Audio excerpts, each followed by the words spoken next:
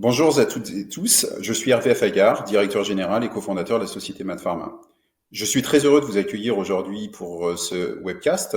Je serai accompagné de notre directeur médical, le docteur John Weinberg, et je serai également accompagné du professeur Mohamed Moti, qui est spécialiste des maladies hématologiques, des cancers hématologiques, et qui est responsable du service d'hématologie de thérapie cellulaire à l'hôpital Saint-Antoine à Paris.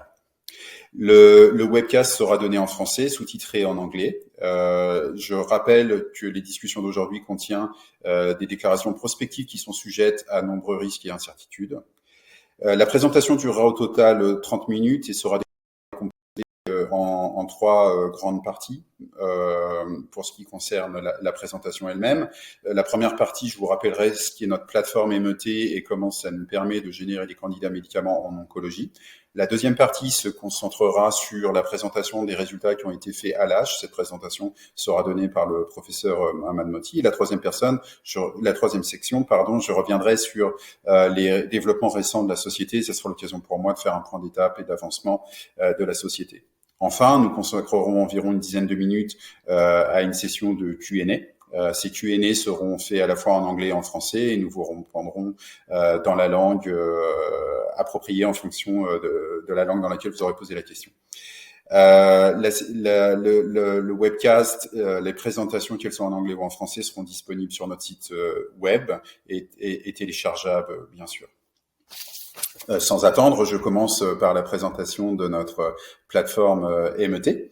Donc, comme je l'indiquais tout à l'heure, notre plateforme MET, c'est notre plateforme qui nous permet de générer des candidats médicaments. Des candidats médicaments, pour quoi faire? Pour moduler le système immunitaire. En fait, comme vous le savez probablement, 80% des cellules du système immunitaire résident dans notre intestin et ont une espèce de partenariat avec le microbiote intestinal. C'est-à-dire qu'il y a une reconnaissance permanente entre le système immunitaire qui fait partie de l'hôte et notre monde microbien qui est le microbiote intestinal.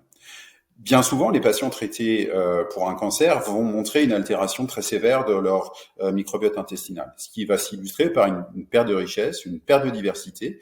Et de ce fait, le système immunitaire n'aura plus sa contrepartie. C'est-à-dire que, un peu comme quand on joue au tennis, on joue contre un mur de rebond et à un moment donné, le mur de rebond n'est plus là. Et il se passe tout un tas de phénomènes du côté du système immunitaire qui se traduisent par une hyperinflammation qui est complètement délétère pour le patient, qui peut se traduire aussi par un dérèglement du système immunitaire qui va rendre, dans ce contexte-là, inefficaces certains traitements anti-cancer et notamment les immunothérapies. Donc c'est exactement ce qu'on va adresser chez MadPharma, c'est de restaurer ce microbiote intestinal. Avec une fonction en particulier qui est très importante, c'est la notion de diversité ou de richesse. La diversité, pour vous donner une illustration, chaque individu a environ 250 espèces bactériennes au sein de son microbiote intestinal et chaque espèce bactérienne est constituée d'un certain nombre d'individus. Cette diversité est très importante et est en général un témoin de ce qui va se passer pour le patient au cours de son cancer. On voit ici, par exemple, sur des patients qui reçoivent une transplantation de cellules souches, ce sont les deux graphes qui sont sur votre gauche, que plus la diversité est importante, meilleure sera la survie. Si on compare la courbe rouge et la courbe noire, bon, la courbe noire, ce sont des patients avec une haute diversité, on multiplie presque par 2 la survie des patients grâce à une haute diversité. Le graphe à côté dit essentiellement la même chose.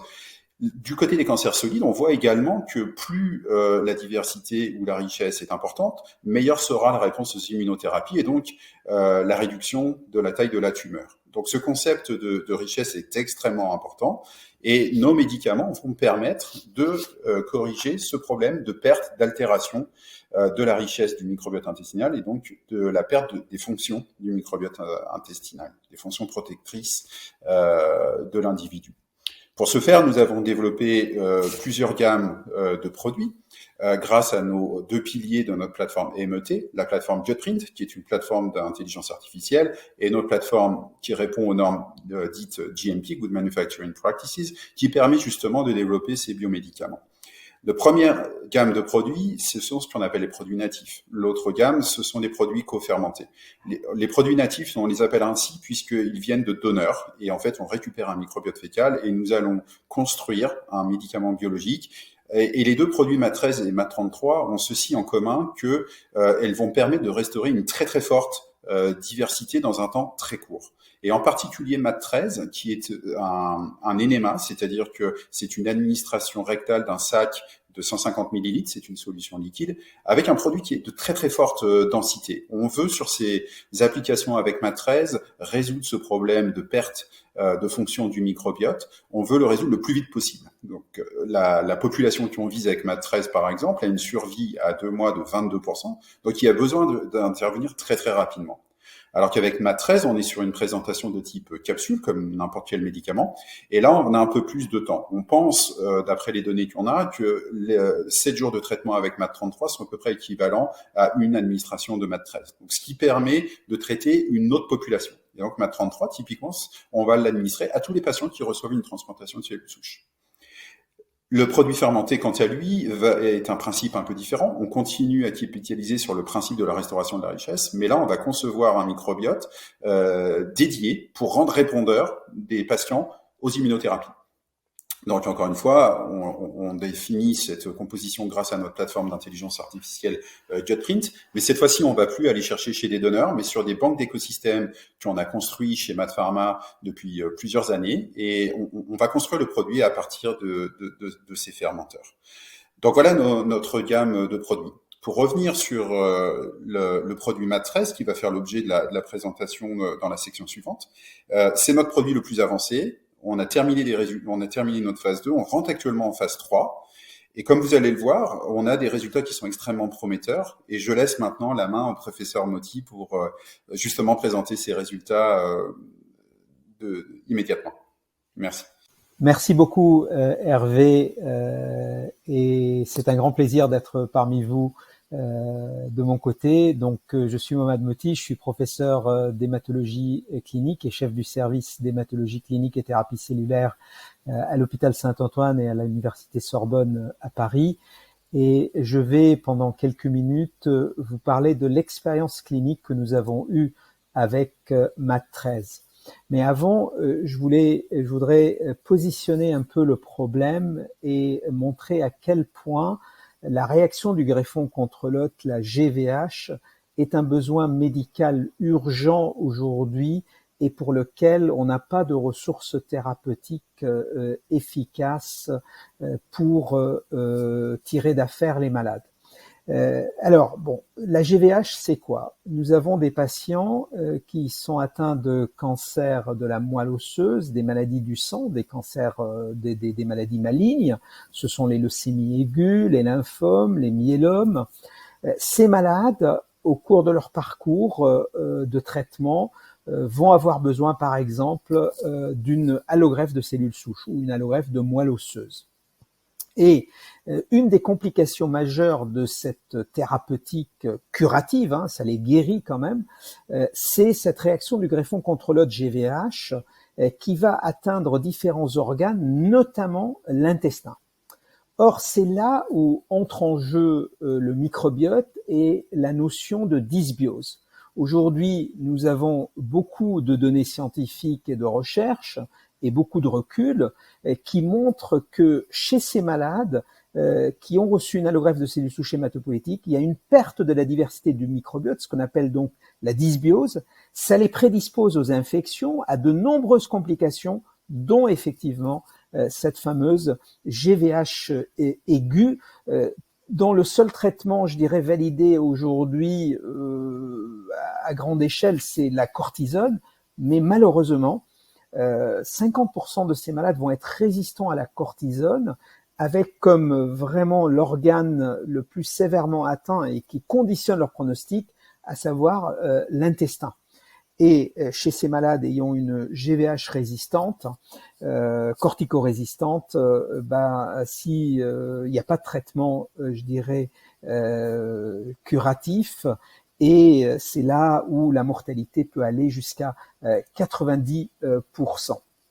Et donc, MAT13 en tant que médicament représente une option extrêmement attractive parce qu'il y a tout un rationnel des données scientifiques qui montre que grâce à sa très haute richesse et diversité, notamment le Buticor.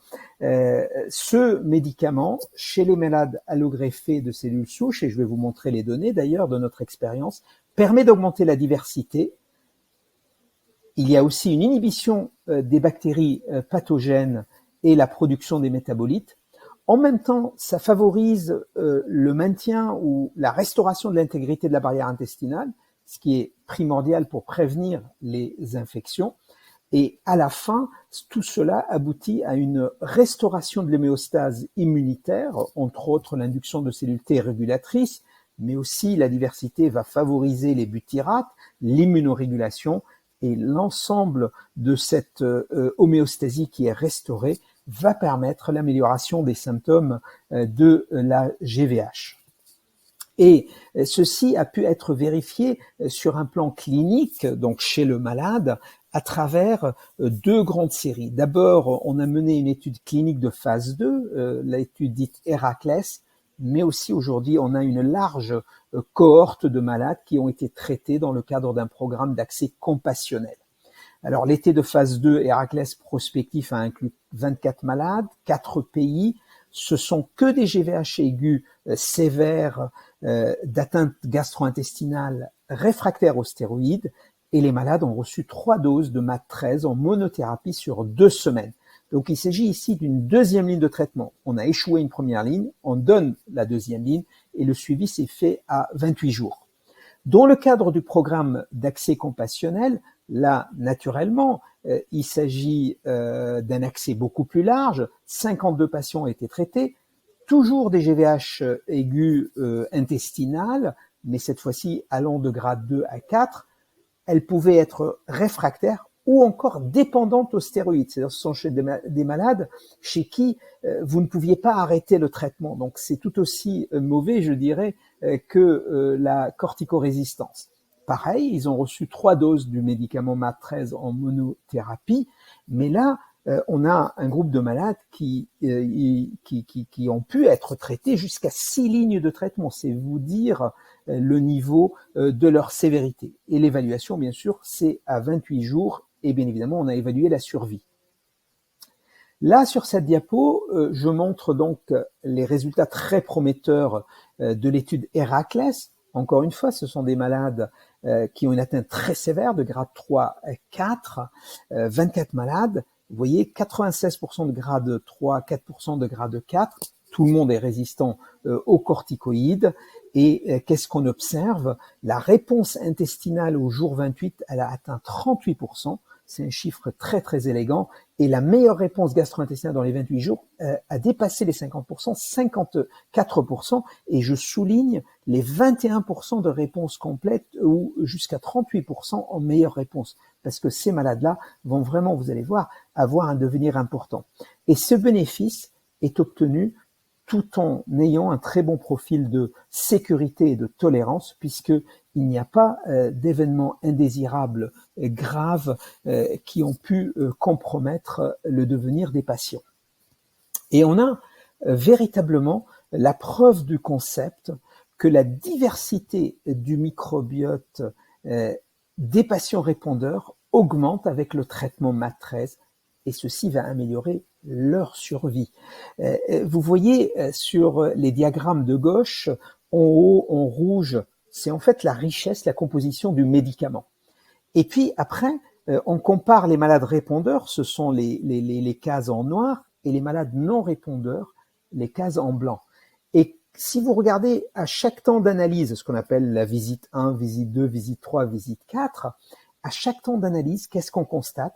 Que les malades répondeurs, en fait, ce sont ces malades-là qui ont bénéficié du médicament MAT13, qui ont vu leur microbiote s'enrichir au fur et à mesure, et vous voyez, à partir de la V4, ils s'approchent en fait du médicament qu'on leur a donné, de la richesse du médicament. Donc une très belle illustration, très élégante de la preuve du concept, et ceci va se traduire en un vrai bénéfice pour les malades, à savoir la survie des malades répondeurs à 6 mois et de 44%, alors que les non-répondeurs sont à 20%.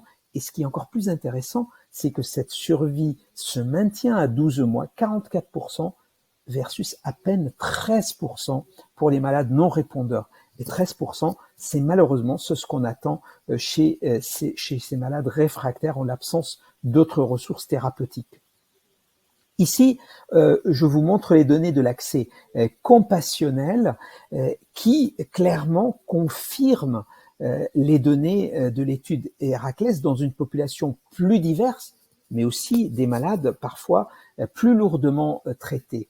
Donc là, on est allé, comme je vous le disais tout à l'heure, de nombreuses lignes de traitement, une cohorte plus importante, 52 malades, 83% étaient résistants aux corticoïdes, mais on a 94% de grade 3, donc vraiment là aussi une population très avancée.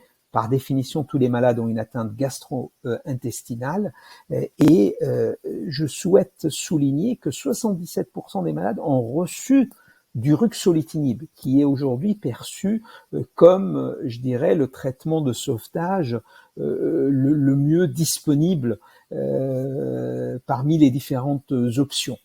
Et là aussi, qu'est-ce qu'on constate? Les taux de réponse sont encore meilleurs que ce qu'on voit dans l'étude Héraclès. On est à 58% de réponse positive au niveau intestinal à J28, au jour 28, et on est à 67% quand on considère la meilleure réponse.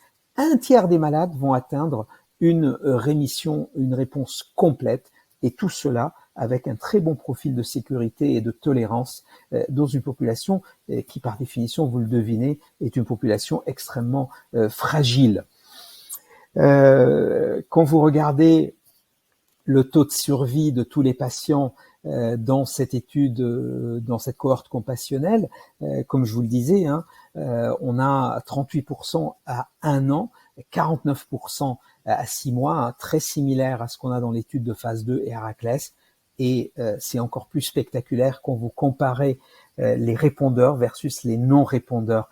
Donc vraiment des données cohérentes, reproductibles entre l'étude de phase 2 Héraclès et le programme compassionnel. Bien évidemment, on ne va pas s'arrêter là, puisque au regard de toutes ces données, de tous ces résultats extrêmement prometteurs qui amènent beaucoup d'espoir pour les malades, on a déjà prévu l'étude clinique de phase 3, dite ARES. C'est un peu la dernière étape, je dirais, dans la validation du bénéfice du médicament MAT13. Et l'idée, c'est de positionner le médicament en troisième ligne. C'est là où vraiment il y a un besoin médical très important, puisqu'il n'y a aucun produit approuvé, puisque comme je le soulignais, on a la cortisone, j'ai mentionné le ruxolitinib qui est en train de faire son arrivée, et là on prévoit de traiter 75 malades qui ont là aussi des GVH aigus sévères. Le schéma de l'étude est présenté sur cette diapositive, mais c'est un schéma similaire à ce qu'on a fait auparavant, et on est extrêmement optimiste et attentif quant aux résultats qui vont arriver prochainement dans les mois à venir. Voilà, je vais m'arrêter là et peut-être je vais redonner la parole à Monsieur Affagar. Merci beaucoup de votre attention. Merci beaucoup, professeur Motti, pour cette présentation. Comme indiqué en introduction, cette présentation aujourd'hui est aussi l'occasion de faire un point d'étape sur la société. Et je commencerai par la partie clinique, évidemment. Et comme vous le verrez, les 12 prochains mois sont riches en jalons, avec notamment et principalement l'entrée en phase 3 avec le produit MAT13 en GVHD très prochainement, puisque nous avons déjà reçu en Europe les autorisations réglementaires dans 2 pays majeurs en Europe. Et bien sûr, nous communiquerons à l'inclusion du premier patient en ce qui concerne cette étude. En parallèle de ça, nous poursuivons notre programme d'accès compassionnel. Je rappelle que cet accès compassionnel, notamment en France, permet pour la société d'être rémunérée en échange de l'envoi de ces produits aux médecins qui le demandent. En parallèle, nous travaillons avec les autorités réglementaires américaines pour étendre cet essai ARES et sous condition d'obtention des autorisations aux États-Unis, nous considérons le déploiement d'ARES au 2e semestre 2022 pour ce qui est de la partie États-Unis. Notre formulation suivante, la capsule MAT33, qui s'adressera à tous les patients qui reçoivent une transplantation de cellules souches, est actuellement en évaluation sur une phase 1B. Nous avons aujourd'hui terminé les recrutements de 4 cohortes sur 5 cohortes au total et nous attendons les résultats au premier semestre 2022. Donc nous sommes dans les temps sur ce programme.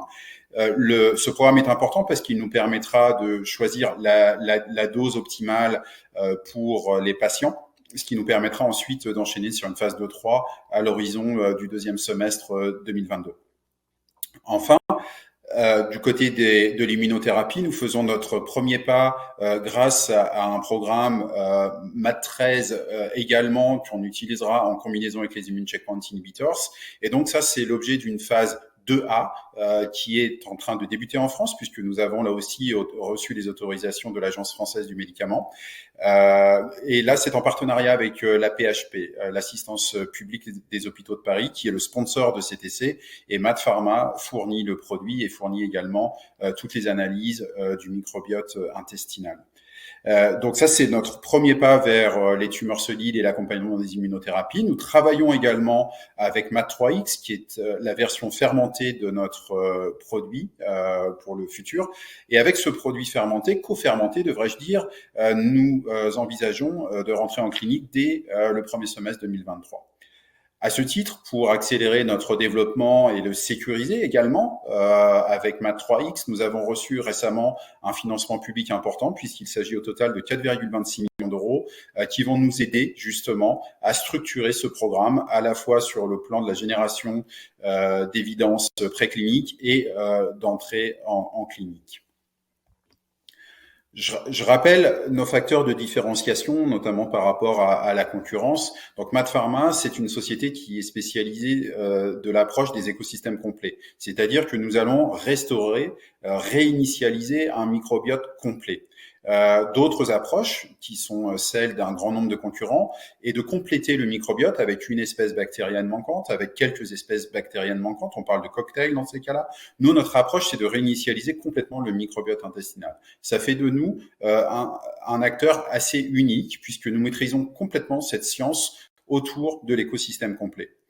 D'autre part, nous avons un focus en oncologie qui est le même depuis la création de la société en décembre 2014. Et donc, nous avons également un niveau de maturité et nous sommes une des sociétés les plus avancées dans le domaine de l'oncologie et du microbiote. Enfin, du côté de la production, nous avons également des capacités d'industrialisation qui sont les nôtres depuis 2016. Nous sommes le premier site de bioproduction d'écosystèmes complets en Europe et nous avons développé un savoir-faire important dans ce domaine. Nous avons établi une preuve du concept, comme on l'a indiqué précédemment avec la phase 2 et les données de la phase 2 que nous avons présentées précédemment. Donc, nous avons déjà démontré que la modulation du microbiote intestinal permet de moduler l'activité du système immunitaire, qui est exactement ce que l'on souhaite faire avec notre produit MaaT13, MaaT33 et les autres produits qui suivent MaaT3X. Voilà, on en termine avec cette partie de la présentation. Donc, je tiens à remercier le professeur Motti d'avoir accepté de nous accompagner pour cette présentation.